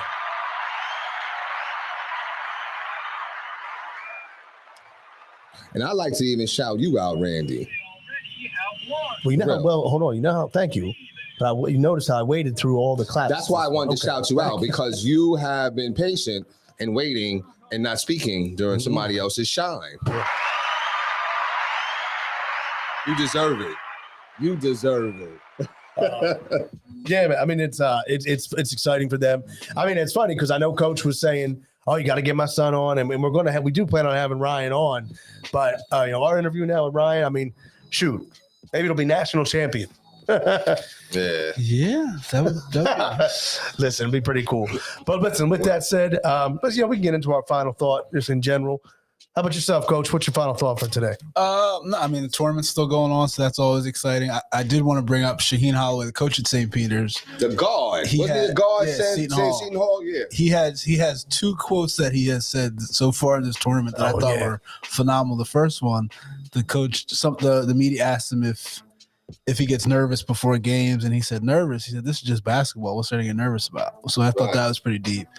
And the other thing, they asked about his players playing under this pressure, and he said, man, my kids are from New York and from New Jersey. We ain't scared of nothing. So I thought that was pretty dope. He said New Jersey. He didn't say North. He didn't say South. Okay. So I don't know what that means. Right. Well, you're taking it like no doubt. I'm not saying it's me. No, I'm just saying. But when you hear New Jersey, you take it on, though, right? Yeah, because we're talking about the rest of the world. We're not talking about each other. Good point. Right. Exactly. Good point. Like we'll always root for a New Jersey team in that level. Yeah.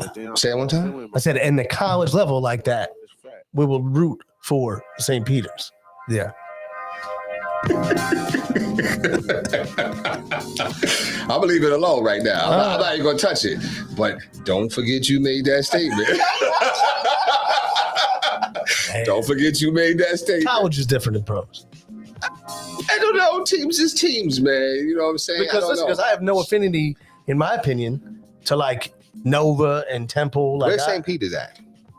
That's well north. Well, no. Okay. All right. Well, anyway, listen. That's all right. I don't want to keep beating the dead horse. That's all. Oh, that did. That, But anyway, that poor horse been through it. I don't know who got beat more, Carson or that horse. Carson. Oh my God. So what about yourself, Jay? What's your final thought? Yo, just you know what? It's gonna be in my prayers too. It's just hoping that hoping that we get some resolution to this situation with Chelsea. Hoping. No, I'm serious, man, because they got to do something. I get fired up when I talk about it, because I'm like, I just didn't understand it. So hoping that we can work towards resolution and conclusion. Definitely wanted to. This week is just going to be, it seems like it's going to be a decent transition to spring. Is today the first day of spring? More than likely. Is it the 20th? I don't know. I'm going to Google it right now. It is the 20th. Yes, today is the first day of spring. I always thought it was the 21st, but it's actually, I think it's March 20th. I have no idea. So I think today's the first day of spring. So, it definitely feels good outside. It is official. First day, right? Yes. So, the weather is decent. It's not cold. It's not overly hot. It's just decent. Last night was a nice breeze, cool breeze that night. It was good, So, definitely want to just, continue to have a good week, good rest week, work week. Just look forward to just having a good week. Last week was really busy. So, who the Sixers play this week? Anything exciting? They play an 8:30 game tonight. Toronto. I hate that. Big game. Why? Tonight? But that's that's a big game? Toronto's playing very well. Why is it 8:30? Probably on TV. Yeah, but still. Is that why? I feel like 7 And o'clock. then they got Miami tomorrow. At home or in Miami? I think. No, I thought they got Lakers in Miami. I don't know. I could be wrong. That 8:30 game, I was like, damn, on a Sunday? That's late. Yeah, I actually thought it was a mistake. I actually thought about going to it. But I don't know if I can go because it'll end. That game will end like 10:45. Oh, you're right, Coach, because they got Toronto, Miami, back to back. This is a stretch. Yeah, it is. It's a big Toronto, stretch. Miami, the Lakers. They Clippers, fly out to the LA, Suns, right? Yep. The Bucks, Yeah. and then finish with the Pistons for this month. That's a tough stretch. They have to fly to LA though, right? Yep. Yeah, for 3 games. For 3 games. Yep. So, I look, listen, I'm hoping that this thing works out. I don't know. I don't know. I don't know. We'll see. Well, That's all. I tell you one thing. Has Joel looked a little sloppy in the last 2 games? A little sloppy, like floppy, a little bit, or more than usual, or just kind of the same? I think he's been the same. The same. Yeah, Okay. I think at this point in the season it's waning on him. I think the focus is, gear up for the playoffs. Obviously, they need to put them in the right seating situation. But Right. I think it's been. Okay. Do you think he gets the MVP? No, You think Why it's not? Joker? I don't know. I just think his stats wise, I don't. I think what's going to help him is their seed because they have a better seed. He's been dominant all year. I think that loss to Denver. I know they don't base it on that. It depends on what you do. Like if you look at their stats, then you have to give it to Joker. Oh, Joker has better stats than He's 27, 13, and 9. Oh, for him to go back to back? Wow. He won last year, right? Mm-hmm. Wow. And that's the one I think it might be one of those things that last year thought maybe JoJo should have got it, and then Joker got it, and similar. This year it'll be JoJo. I don't know. But on the head-to-head, how did Joel won that matchup head-to-head, though, right? In the actual, He wins game. that, you know what I'm saying? Yeah. So I wonder if it's kind of even. Do they go to the head-to-head? It would have helped if they won the game. Yeah. Yeah. But Joker ain't the reason why they won. No, I agree with that. Bones Highlanders. I agree with that. Oh yeah. Shout out to him, too. That's a great story, man. Yeah. Motivational, man. You know what I mean? I feel like it was something else that we missing. I don't know why. I feel like, but we talked about the Phillies, talked about the Sixers. I'm on a national scale. Trying to think on a national scale. Eagles, Fletcher Cox is back, right? Yeah, Happy? Good move. let's go move. I mean, that's like back burner stuff right now. Oh, because it's You got baseball, NCAA, basketball, So are the Phillies geared to make a run with all these signings and now going over the luxury tax? Or are they? No. Wait, so you spend all this money and you're still not geared to make a run? I mean, they're going to be competitive. They're going to be fun to watch, but they're not winning the World Series or anything. Wow. Are they making the playoffs? I think they could sneak in. Going over the luxury tax just to sneak in? Well, that's my opinion. So you're not excited about these players? No, They got better. I got better. Yeah, they got better. I'm better. excited, but I don't. You gotta get better every year. You know, you gotta keep getting better. But to go over the luxury tax is not just like, oh, we're just gonna get inch by inch better, right? No, I understand that. That's gotta be, you going over that luxury tax, you're chasing something. We are, but I just look, just in the division alone, you got the Mets, you got the Braves, the Marlins are better. Okay. And we So still have keep getting better. Yeah. You can't just chill. And we still got questions, outside of, We got Zach Didi Wheeler. back. Didi's Nah, back. Didi's a bum now. Oh, ouch. He's a bum now. Ouch. Yeah. But he's still there though. Okay. But, Okay. And you still got the ace in what's his name? Oh, Nola. oh my God. He's no ace. Send him to New York, man. We'll take care of him. So we'll see. When does the season start though? April 7th, I believe. Oh, like a couple weeks then. Yeah. Oh wow. Okay. April 7th, I All believe. right. When's your season start? We open up April 1st Oh wow. Okay. against Penn Tech. And where in Camden? Yes. Okay. All right. How you guys looking? I seen you out there doing batting practice and stuff. Listen, we're looking better. Okay. We're looking better. Like I said, the energy is obviously this is only my second full season there, but the energy from last year to this year is night and day. Okay. And just that alone, I think, is going to be a big difference in our success moving forward. That's good. So, when you got motivation, you got guys like you were saying, got guys bringing guys to the gym, got guys doing side work, Okay. holding other guys accountable. So I think it's going to be good. That's good. That's good. What's your final thought? I mean, just kind of same thing. Another good week of looking for another good week of practice. Okay. Loving the March Madness games. I mean, it doesn't matter, what matchup it is. They just end up being great I've games. been so busy. I have not watched not one game. Oh man, That's the sad thing. I have not watched one game. Syracuse is not in it, right? They're done. nah. Delaware's done. Delaware's done. Norfolk State's done. They lost. I'm sure they lost early. North Carolina, Michigan's still in it though, right? Yeah, Michigan's still in it. And North Carolina upset Baylor. Yeah. They upset Baylor? Yep. Yeah, Oh, Baylor was the top. 1 seed. North Carolina was 8. Yeah. Wow. Okay.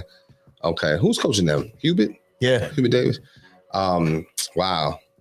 Yeah. So is there games on today? Oh yeah. Okay. So I'll check some games out. Yeah. I mean, that's kind of it. But other than that, like I said, just keep pushing towards the baseball season. Yeah. I'm excited. I really got that day circled, that April 1st day. I want to get that opening day win. That's the big thing. Versus who? Penn Tech. Oh yeah. Okay. Yeah. And it's a very winnable game. Okay. So All right. I think you'll get it done. I hope so. Get it done. Get it done. That's good, man. So we're trying to pack. What time's that game? 3:45? That's 3:45, 4 o'clock. 4 o'clock? Yeah. Okay. And that's a pack the field. We're trying to pack the field. Okay. Are you trying? Oh, okay. Free tickets? It's not no cost. No, there is no cost. Oh, Come right out and watch. Okay. You guys got snacks, souvenirs? I mean, snacks and stuff? There actually is a guy. You got Willie. Willie's right there. He sells them out of the back of his truck, $1. Can't beat it. Oh, so it's not like a hot dog or nothing like that. No, but you can get yourself a nice, like a body armor and a bag of chips, or something like $1.50. that. Can't beat that. Oh, wow. He's got the low too, because usually the Body armor is like $2.50. Like $2.50. So I usually actually scoop up like 6 of them from him, wow. but you can't find it any cheaper than that. See, it's terrible. So That's good stuff, though. yes, sir. Good stuff. All right. Well, listen, with that said, once again, we appreciate Coach Aaron Chrisman from Kingsway Boys Basketball joining us. From Marcus Borg, for Jason Bryce, we appreciate all the continued support. Catch us again on Instagram, the Let's Get It podcast, on Twitter, and again on Facebook. Thanks for all for watching, and we'll catch you next time.